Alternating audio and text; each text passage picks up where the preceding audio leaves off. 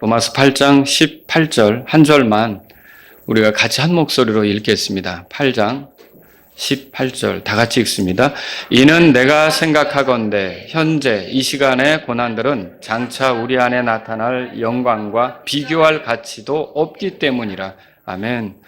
자, 여기 이제 현재 이 시간의 고난들 그렇게 써 있죠? 우리가 예수님이 오시기 전에 살아가면서 겪는 그런 고난들이 있잖아요. 그것에 대해서 지금 말하고 있는 거예요. 그래서 제가 그리스도인이 고난 당할 때 이런 제목으로 여러분에게 말씀을 드리도록 하겠습니다. 로마서 8장 18절에서 25절까지는 그리스도인의 고난에 관해 말하고 있어요. 제가 지난번에 여러분들에게 그리스도인들이 핍박이나 징계나 연단이나 훈련 이런 것을 통해서 얼마든지 어려움을 겪을 수가 있다. 그 말씀을 드렸습니다. 기억나십니까? 그리스도인이 오히려 이상하게 편하다. 어려움이 없다. 그럼 여러분이 그게 좀 더 이상한 거예요. 그게 정상적이지 않다는 거죠. 왜 그렇습니까? 예수님께서 제자들에게 하신 말씀이 있죠. 요한복음 16장 33절에 보면 세상에서 너희가 환난을 당할 것이나 그렇게 말했어요. 그러니까 그리스도인으로 살아가는 동안 어려움은 있을 수밖에 없다. 환난을 당할 수밖에 없다. 그게 핍박이든지 징계든지 아니면 연단이든지 훈련이든지 그런 어려움들은 늘 있을 수밖에 없다. 이게 이제 주님의 가르치심이기 때문에 여러분이 나는 지금 아무것도 힘든 게 없어. 그게 좀 오히려 좀 이상한 것일 수 있다는 것이죠. 정상적인 그리스도인으로서 살아간다면 순간순간 하나님이 우리를 다루고 계시기 때문에 여러 가지 어려움에 직면하면서 갈 수가 있다는 거죠. 근데 문제는 그런 어려움을 우리가 겪을 때, 고난을 당할 때 우리가 어떻게 해야 합니까? 오늘 제 설교 내용이 그것에 대해서 여러분에게 말씀을 드리려고 하는 거예요. 저는 로마서 8장 18절에 근거해서 세 가지로 여러분에게 말씀을 드리려고 하는데, 먼저 그리스도인이 고난당할 때 하지 말아야 될 것, 그리고 그리스도인이 고난당할 때 주의해야 할 것, 그리고 그리스도인이 고난당할 때 생각해야 할 것, 이것을 여러분에게 말씀드리면서 우리가 고난당하는 삶을 살 때 이렇게 살아야겠구나, 이런 것들을 여러분이 정리하시면 좋겠다는 뜻으로 이 말씀을 드리려고 하는 겁니다. 자, 먼저 그럼 첫 번째로 그리스도인이 고난당할 때 하지 말아야 될 것은 뭘까요? 이거는 놀라거나 마치 이상한 일을 당한 것처럼 당황해하지 말아야 합니다. 왜 그래요? 우리가 하나님의 상속자라면 그리스도와 함께 고난받는 것은 당연한 것이다. 17절에 보세요. 그렇게 써있지. 같이 읽어보겠습니다. 또 만일 자녀들이면 상속자들, 곧 하나님의 상속자들이요 그리스도와 공동 상속자들이니 만일 우리가 그분과 함께 고난을 받는다면 이것은 우리가 또한 영광도 함께 받게 하려 함이니라. 자, 우리가 그리스도와 공동 상속자다, 하나님의 상속자다. 그러면 그 그리스도와 함께 고난받는 거는 있을 수밖에 없다. 근데 그것만 있는 거 아니고 영광도 있다. 영광도 함께 받는다. 그래서 저와 여러분이 정리해야 될 거는 그리스도인으로서 고난당할 때 당황하거나 왜 내게 이런 일이 생기는 거지? 놀라거나 해서는 안 된다는 거죠. 주님이 말씀하신 그런 게 나에게도 온 거구나. 이렇게 생각할 필요가 있다는 것입니다. 그리고 불안해하며 불평하거나 원망하지 말아야 됩니다. 왜 그렇습니까? 세상 사람들이 우리를 지켜보고 있어요. 자, 우리는 믿는다고 하는 사람들이에요. 누구를 믿어요? 예수님을 믿잖아요. 근데 세상 사람들은 믿어요, 안 믿어요? 예수님을 모르죠. 근데 그 사람들이 우리를 지켜보고 있어요. 고난 속에서 어떻게 사는지를 눈여겨보고 있다는 거죠. 그런데 만일 우리가 고난 속에서 불안해하고 초조해하고 넘어진다. 그러면 우리를 지켜보는 그 사람들이 우리 안에 있는 예수님에 대해서 관심을 가질 수 있을까요? 절대 관심을 갖지 않겠죠. 어려운 일만 만나면 끙끙거리고 어려워하고 어떻게 하면 좋냐 그러고 불안해하고 초조해하면 믿지 않는 사람이 나를 보고 어떻게 예수님에 대해서 알 기회가 생길 수 있겠냐는 거죠. 그런데 이제 그 초대교회를 살펴보면 그런 일이 있었어요. 어떤 것이냐면 어떤 사람이 그리스도인인데 어려움에 처했을 때 그 어려움에 처한 그 그리스도인들을 보면서 믿지 않았던 사람의 삶이 같이 믿음을 갖게 되는 그런 일이 생긴 적이 있었다는 것이죠. 그래서 저와 여러분들은요, 이 고난, 어려움이 주어질 때 믿지 않는 사람이 나를 지켜보고 있다. 예를 들어 직장에서 내게 어려움이 생겼다. 그럼 직장에 믿지 않는 사람들이 나를 지켜보고 있는 거예요. 학교에서 내게 어려움이 생겼다. 학교에 믿지 않는 사람이 나를 지켜보고 있는 거죠. 내가 집안에서 어려움이 생겼다. 집안에 믿지 않는 자들이 나를 지켜보고 있는 거죠. 그런데 내가 그것에 대해서 당황하지 않고 불안해하지 않고 주님을 신뢰하는 마음으로, 믿음으로 그런 것들을 잘 견뎌나가면서 이겨간다면 나를 지켜보고 있는 믿지 않는 사람들이 도대체 뭐가 있길래 저 사람은 저렇게 아주 여유가 있고 또 저 속에서도 노래가 나오고 저 속에서도 어떻게 저런 삶을 보일 수 있을까 관심을 갖게 되죠. 그러면 여러분과 저는 그때 어떻게 할 수 있을까요? 우리 안에 계신 예수님을 보여줄 수가 있는 거죠. 소개할 수가 있는 거죠. 근데 어려움을 당할 때, 고난 당할 때 내가 막 불안해하고 초조해하고 힘들어하고 속상해하고 어떻게 하면 좋지라고 하고 이렇게 하면 믿지 않는 사람이 나를 보면서 예수님 믿을 마음을 갖게 될까요? 좀 뭐 믿는다고 하는데 저 사람이나 나나 뭐 별반 차이가 없는데 굳이 뭐하러 예수님에 대해서 들으려고 해요. 그런데 또 어려운데 교회 가자는 말은 또 열심히 할 수도 있겠죠. 그죠? 막 쩔쩔매면서 맨날 죽는다는 소리 하면서 교회 가자 그래요. 근데 죽는다는 소리 아주 기가 막히게 넘쳐나는데도 만나면 교회 가자요. 그러면 여러분 교회 가겠습니까? 예수님을 믿으려고 하겠냐는 거죠. 제가 또 이렇게 말씀드리면 여러분 가운데 어떤 분들은 당해보고서 그런 소리를 하셔야지. 삶이 얼마나 어려운 건데 목사님 그렇게 쉽게 얘기하느냐 이럴 수도 있죠. 에? 어려운 순간에 어떻게 불안하지 않고 그렇게 살 수 있느냐. 목사님이 그거 안 당해봤으니까 그런 소리 하시는 것 같다. 예. 제가 너무 좋은 곡을 찔렀나요? 성경을 한번 보세요. 사도행전 16장 가보세요. 사도행전 16장. 실제로 그런데 있더라는 거예요. 그런 일이.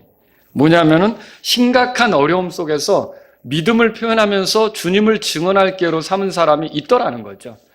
여러분 여기 사도행전 16장에 보면 바울과 실라라고 하는 두 전도자가 소개되고 있습니다. 22절에 보면 이 사람들은 복음을 전하다가 붙잡혀서 행정관들에게 넘겨졌고요. 옷이 찢겨졌고요. 얻어맞았어요. 그리고 23절에 보면 이 사람들은 감옥에 갇혔어요.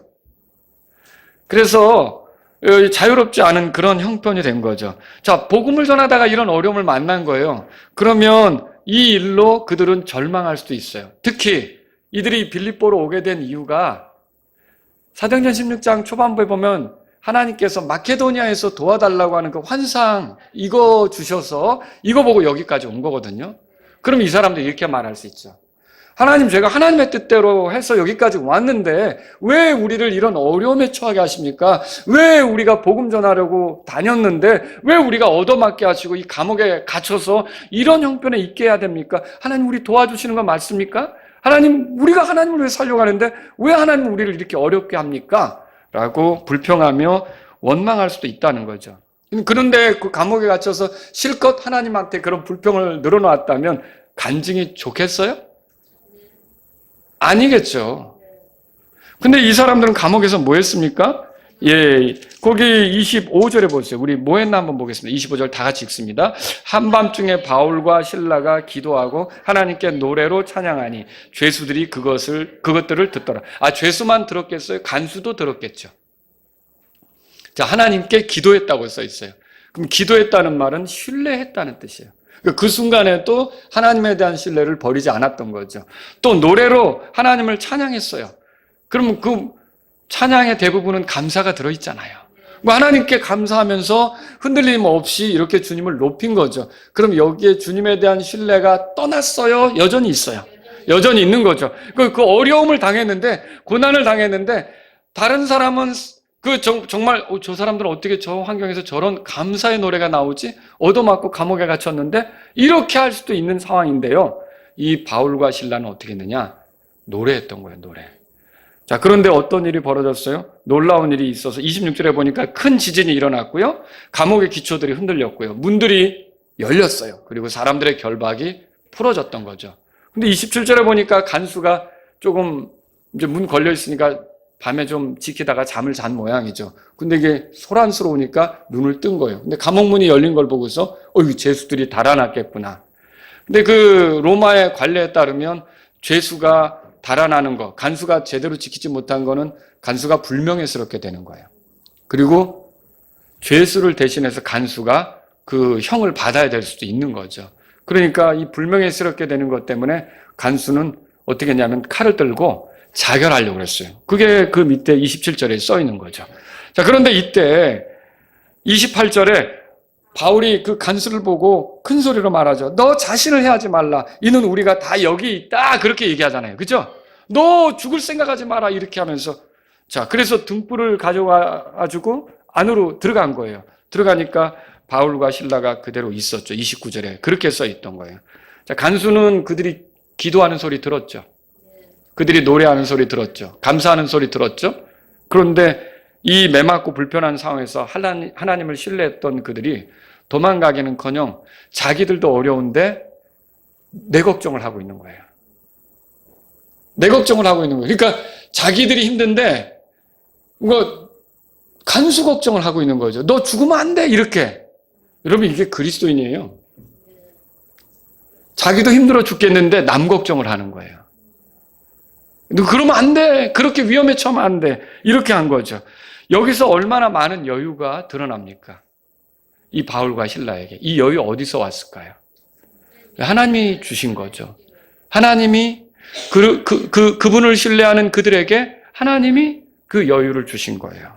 그게 어떤 초조함도 없고 어떤 불안도 없고 어떤 동요도 없는 거예요.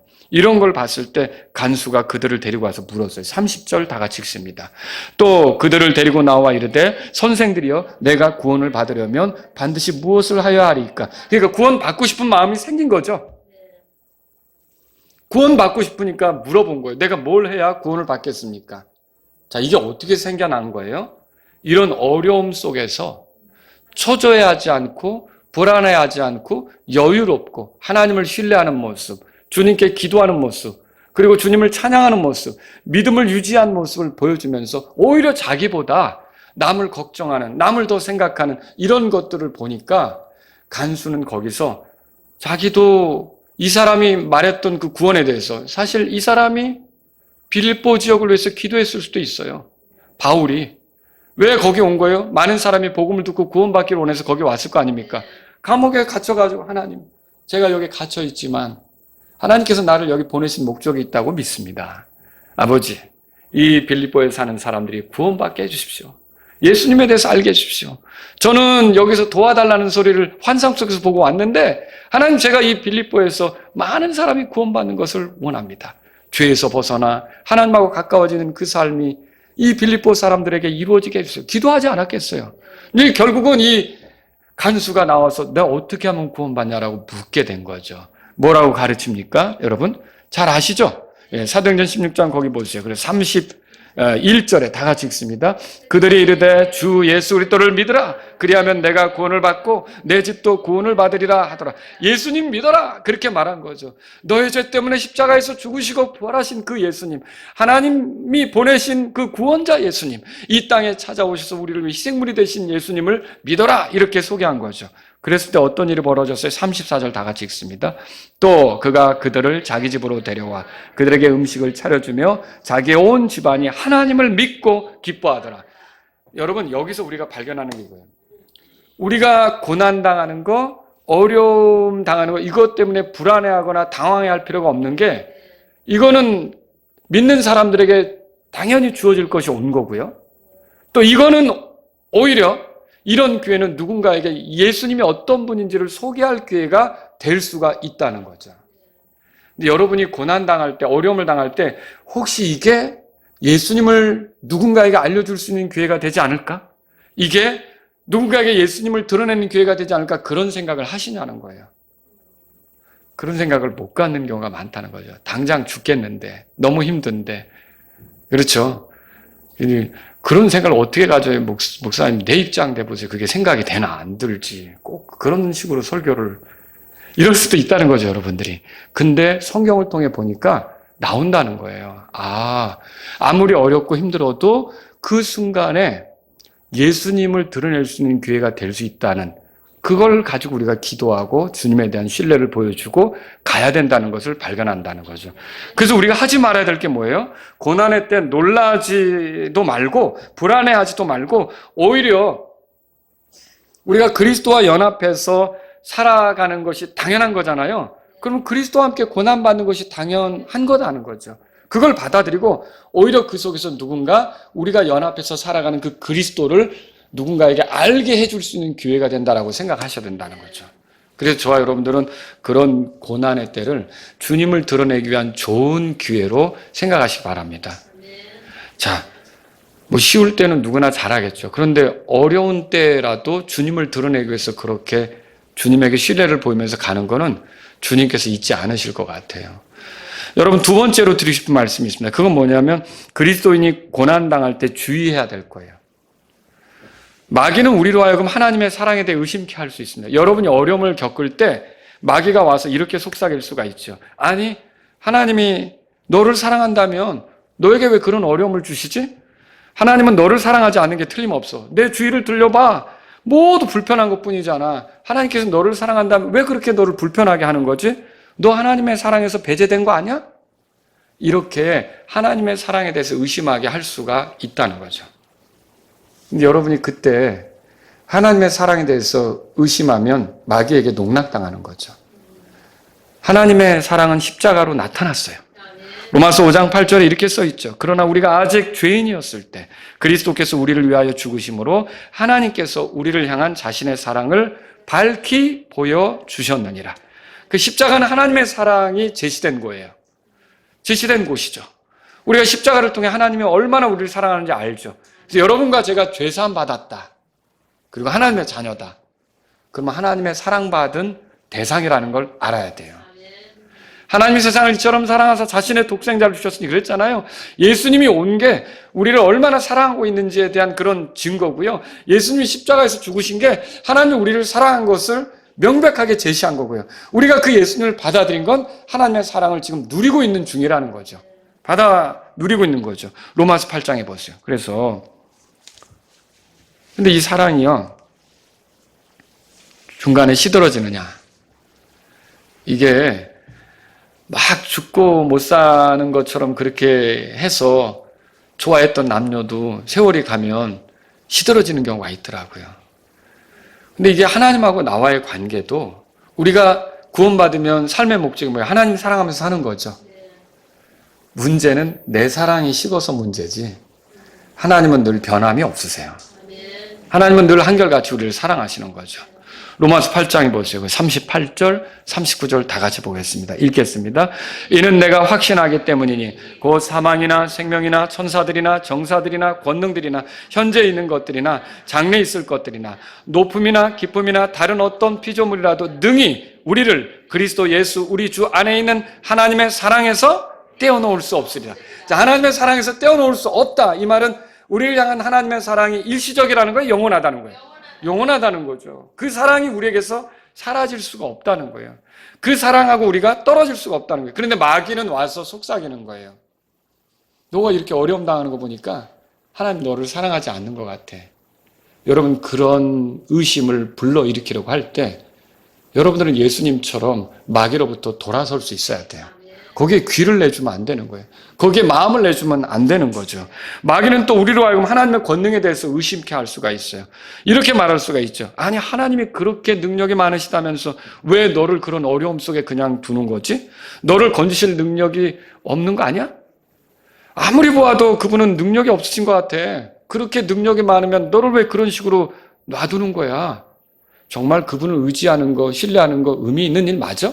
그 무능력한 분을 의지하는 게 맞아? 이렇게 여러분과 저에게 속삭일 수가 있다는 거죠. 마귀가 이렇게 속삭일 때 우리는 아브라함에게 자신을 소개하셨던 하나님을 기억해야 돼요. 창세기 17장 1절에 하나님께서 자신을 소개하는데 따라서 보세요. 나는 전능자 하나님이다. 하나님은 전능자 하나님이라고 했어요. 전능하다라는 말이 뭐예요? 그분은 어떤 일을 할 때 어려운 게 전혀 없으신 분이에요. 창세기 18장 14절에도 그렇게 써있고 예레미야 32장 27절에도 그렇게 써있고 하나님은 무엇을 하는데 우리는 어려운 게 있을 수 있어요. 당장 뭐 하나 수리하려고 해도 도구 하나 없으면 쩔쩔매잖아요.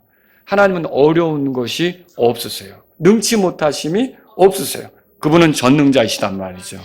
그런데 왜 그분이 어려움을 우리에게 허락하실까? 그분이 목적이 있고 뜻이 있기 때문에 그렇게 하실 수 있다는 거예요. 그 노래도 있잖아요. 하나님은 뜻과 목적 없이 우리들을 단련하시지 않네.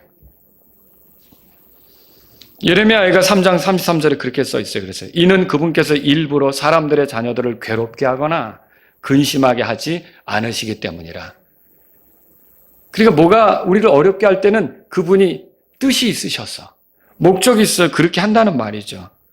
근데 그거를 하나님이 일일이 우리에게 해명하면서 야 이것 때문에 너 어렵게 하는 거야 그렇게 말하십니까? 그렇게 하시지 않죠. 그럴 필요도 없으시고 그분은 주권자신데. 그래서 욥기 33장 13절에 이렇게 써 있는 거예요. 욥이 깨달은 거죠. 그 속에서 그분께서는 자신의 일들 중 어떤 것도 해명하지 않으신다. 그거를 우리는 그저 주님이 하신 일에 맞춰서 우리 거기서 믿음을 보여드리면 되는 거죠. 주님에 대한 신뢰를 보여드리면 되는 거죠. 그래서 우리는요 그분의 권능에 대해서 의심하지 않도록 해야 되는 거예요. 그런 함정에 빠지지 않아야 되는 거죠. 여러분이 계속적으로 주님을 신뢰하는 것을 보여드리실 수 있기를 바랍니다. 그것이 우리가 고난당할 때 해야 될 일이에요. 또 마귀는 우리로 하여금 하나님의 구원에 대해 의심케 할 수도 있습니다. 이렇게 속삭일 수 있죠. 아니 자신의 아들을 보호하지 않는 아버지가 어디 있어? 모든 아버지들을 봐. 다 자신의 아들이 어려움에 처할 때마다 손 내밀고 도와주지. 그런데 네가 어려움을 당하는 걸 보니까 너는 하나님의 자녀는 아닌 것 같아. 하나님의 자녀라면 너가 그렇게 어려움 당하는 걸 하나님이 그냥 두고 보시겠어? 너는 아니야. 우리의 구원을 흔들려고 할 수도 있다는 거죠. 너 하나님 아들이 맞아?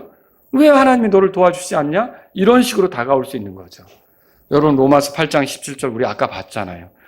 또 만일 자녀들이라면 상속자들 곧 하나님의 상속자들이요 그리스도와 공동 상속자들이니 만일 뭐라고 돼 있어요? 우리가 그분과 함께 고난을 받는다면 하나님의 자녀들도 고난 받는다 그렇게 써 있단 말이죠. 고난 속에서 우리의 구원에 대해 의심하지 않도록 주의하셔야 되는 것입니다. 주께서는 자신을 따르는 자들에게 편한 삶을 약속하지 않았어요. 자신을 따르는 자들에게 상황이 좋아진다고 약속하지 않으셨어요. 우리가 좋아지도록 노력할 필요 있죠. 상황이 좀 좋아지도록 기도할 필요 있죠. 그런데 주님의 관심은 우리의 어려운 상황이 개선되기보다 그 어려운 상황을 써서 주님이 하시려고 하는 어떤 일들이 있잖아요. 그것을 이루시기를 원하는 거예요. 주님의 관심은 주님이 영광 받으실 일, 기뻐하실 일, 그런 일들이 우리의 어려움 속에서도 나타나기를 바라는 거죠. 그러니까 또 마귀는 또 우리에게 그런 하나님이야? 그렇게 자녀들을 혹사시키면서 뭐 영광 받으시려고 이렇게 속삭일 수 있어요. 여러분이 그렇게 속삭인다 할지라도 여러분 알잖아요. 하나님은 우리 안에 이미 성령님을 주셨고 그분은 위로의 하나님이시고 그죠? 우리를 떠나십니까?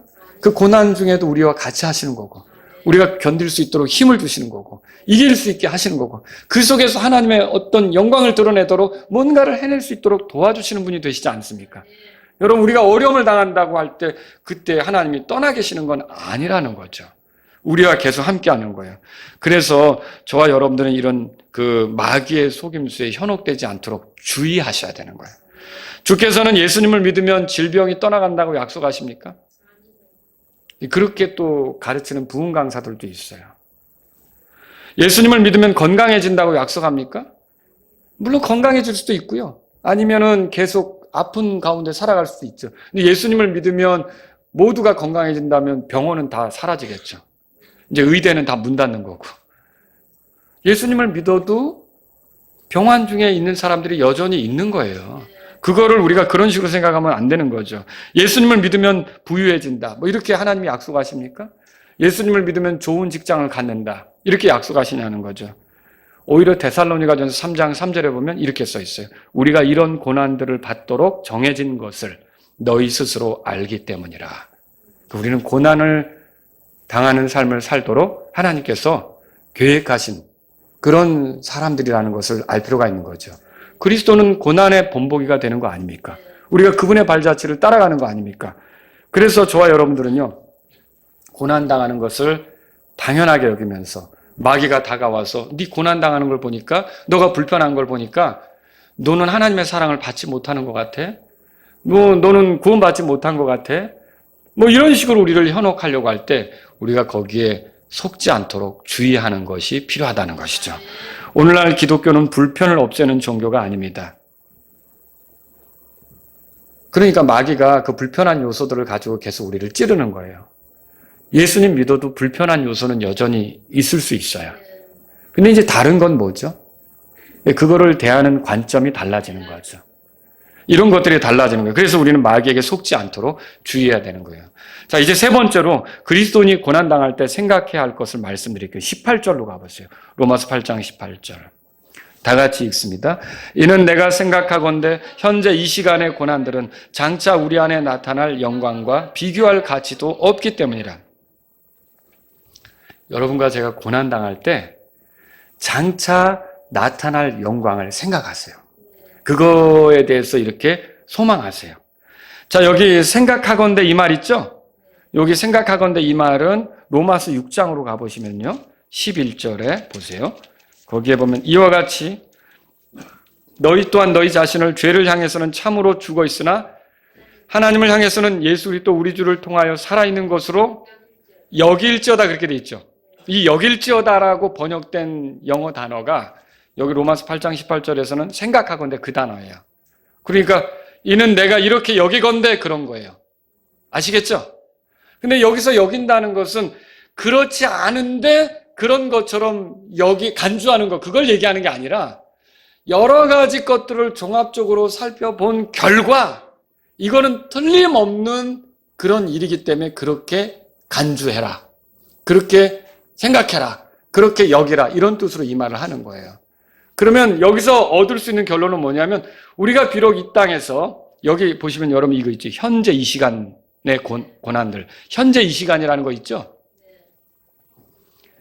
예수님이 지상에 계시지 않는 지금 이 때를 현재 이 시간으로 보는 거예요. 우리가 살아가는 이 생애를 현재 이 시간으로 보는 거죠. 근데 이 시간에 우리가 고난을 당하는 것은 맞지만 우리가 분명히 여러 가지 아버지의 말씀들을 종합해서 볼 때 결론을 내리는 건 뭐냐면 이게 전부가 아니라 앞으로 장차 나타날 영광이 우리에게 있다. 이게 이제 우리가 생각해야 될 거다라는 것을 바울이 여기서 말하는 거라는 거죠. 여러분, 바울이 이렇게 말하면서 뭘 얘기하죠? 현재 이 시간 우리가 당하는 고난은 앞으로 나타날 영광과는 세상 말로 잽이 안 된다. 비교할 가치도 없다. 그렇게 말하고 있다는 거죠. 이렇게 말하는 건 왜 그래요? 여러분, 우리가 그리스도와 연합되어 있죠? 그 그리스도 때문에, 그리스도와 함께하기 때문에 고난을 당하는 거예요. 근데 그리스도와 연합했다면 고난만 당하는 것이 아니라 그리스도가 지금 영광 중에 계시죠? 우리가 그리스도와 함께 영광도 누리게 될 때가 있다는 것이죠. 여기 우리 안에 나타날 영광이라고 그랬어요. 여기 우리는 믿는 사람이에요? 믿지 않는 사람이에요? 믿는 사람이죠. 전체 그리스도인들을 가리키죠. 하나님의 자녀들, 상속자가 된 사람들, 그리스도와 공동 상속자들을 여기서 우리라고 그랬고 이런 사람들은 다 결국 장차 나타날 영광에 참여하게 되는 거죠. 여러분, 이 영광은 믿지 않는 자들에게 약속되지 않았습니다. 훌륭한 지식인도 그리스도인이 아니라면 이 영광하고 상관이 있어요, 없어요? 유명한 그런 사람들의 스포트라이트를 받는 그런 배우라도 그리스도인이 아니라면 이 영광하고 상관이 있어요, 없어요? 아주 굉장한 시상대에서 상을 받으면서 오늘의 이 영광을 누구에게 주겠습니다. 나누겠습니다. 누구와 같이 나누겠습니다. 어쩌고 이렇게 얘기한 그런 상을 받는 사람도 그리스도인이 아니라면 지금 이 로마서 8장 18절이 말하는 그 영광하고 상관이 있어요, 없어요? 상관이 전혀 없는 거죠. 불신자들에게는 약속된 바가 없다라고 하는 겁니다. 자, 그리스도인은 현재 고난들이 장차 나타날 영광과 비교할 가치도 없다는 것을 인정하면서 살아야 되는 거예요.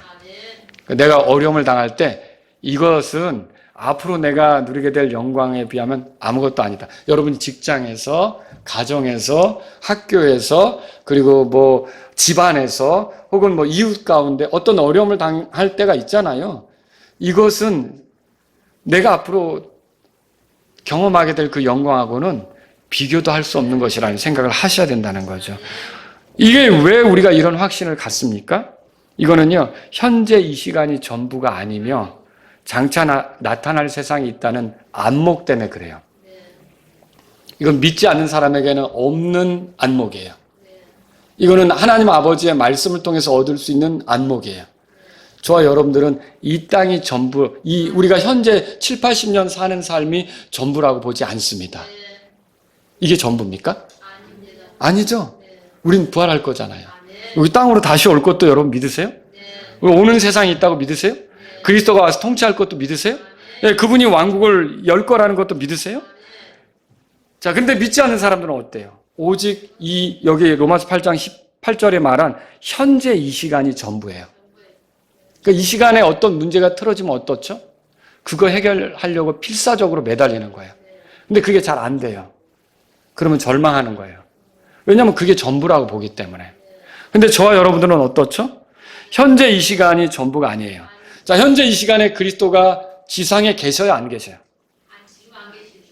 그런데 앞으로 장차 영광 중에 그리스도가 지상에 계실까요, 안 계실까요? 계시죠? 자, 여러분 이거 보세요. 우리는 지금 그리스도가 계시지 않은, 지상에 계시지 않은 이 현재를 살고 있단 말이에요. 근데 믿지 않는 사람은 이게 전부인 걸로 살고 있고요. 우리는 이게 전부가 아니라 장차 그리스도께서 지상에 오실 것을 알고 있어요. 근데 그때 그리스도만 오십니까? 여러분도 다시 오게 될 걸 아세요? 여러분과 저는요, 다른 방식으로 살게 될 거예요. 근데 그때에 우리가 그리스도와 함께 이 지상에서 살 때, 그때는 어떻게 됩니까, 여러분? 전혀 다른 몸을 가져요. 지금은 죄에 익숙한 몸이지만, 그때는 죄를 짓지 않는 몸, 죄를 알지도 못하는 몸, 거룩한 몸, 영광스러운 몸을 갖게 될 거죠. 지금은 병들어서 병원 신세를 지어야 하고, 약을 먹어야 되고, 근데 그때는 병드는 몸입니까? 지금은 늙어가고 있지만 그때 늙어가는 몸입니까? 지금은 죽는 몸이지만 그때 죽는 몸입니까? 아니죠.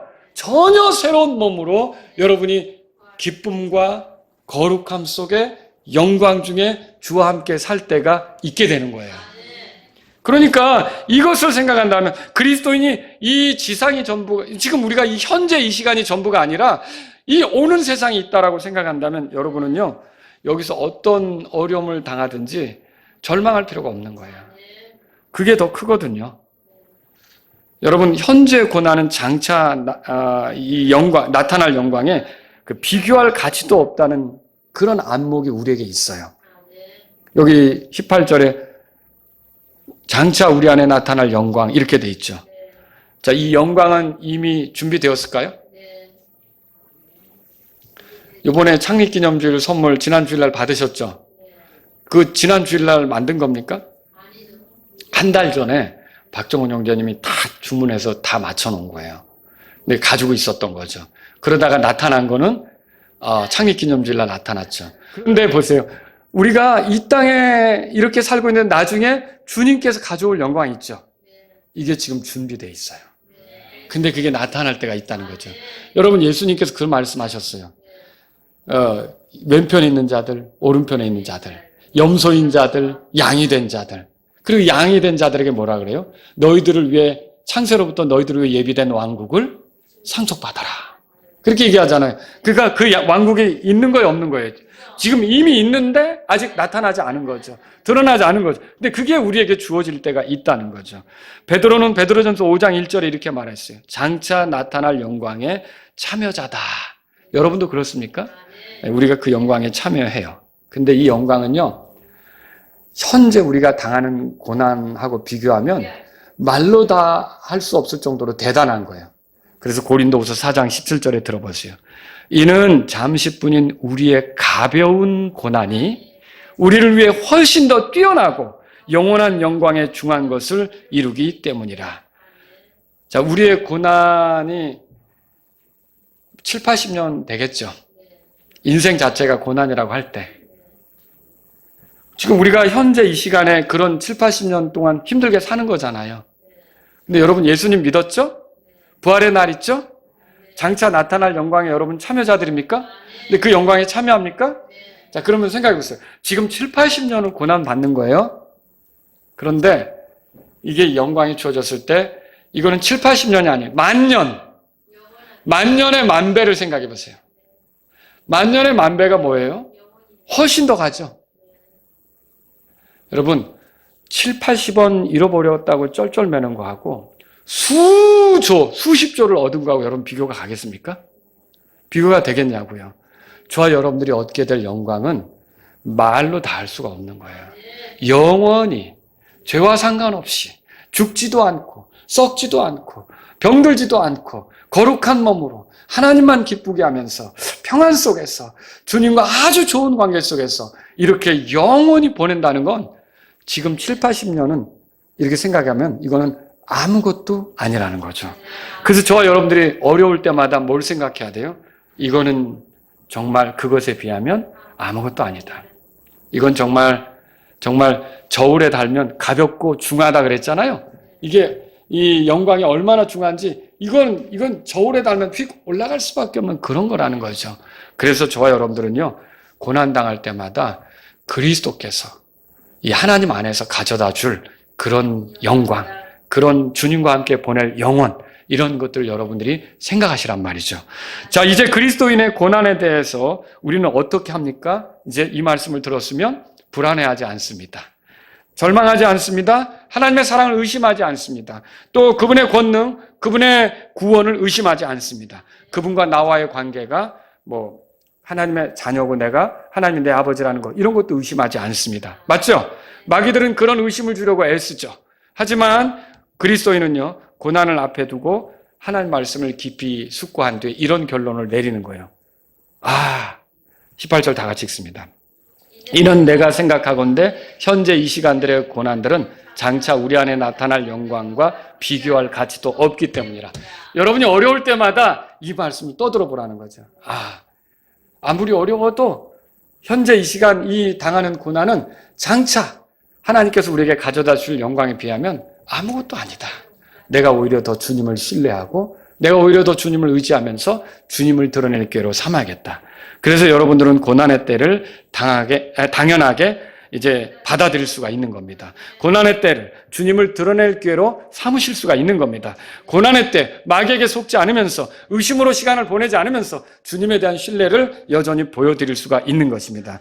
고난의 때 영광을 생각하면서 이제 하루하루 이렇게 힘있게 나아갈 수가 있게 되는 것입니다. 여러분 고난의 때 여러분들이 주께서 가져다 주실 영광을 생각하시기 바랍니다. 다 같이 일어서시겠습니다. 오늘 이 말씀을 들으신 여러분 가운데 하나님 아버지, 내 삶에 이런저런 어려움들이 있습니다. 그런데 내가 그런 어려움들을 불편하게만 생각했습니다. 그러나 이제 죄 아래 사는 인간으로서 내가 육체를 가지고 사는 사람으로서 또 그리스도를 따르다 보면 이런 모든 것들이 당연히 있게 되는구나 이렇게 받아들이면서 오히려 주님을 드러낼 기회로 삼기를 원합니다. 제가 마귀에게 속아서 주님에 대한 의심으로 시간을 보내기보다는 주님에 대한 신뢰를 보여드리기를 원합니다. 주님을 의지하는 변함없는 삶을 살기를 원합니다. 이런 분이 있다면 이 시간 주님 앞에 나아가십시오. 여러분이 고난당할 때 당장의 어려움만이 아니라 앞으로 하나님께서 가져다 주실 영광을 생각하면서 살기를 바랍니다. 주님이 예비하신 것은 정말 어마어마한 것입니다. 현재의 고난은 그것에 비하면 아무것도 아닙니다. 저는 주님이 가져다 주실 것을 생각하면서 살기를 바랍니다. 이런 분이 있다면 이 시간 주님 앞에 나아가십시오.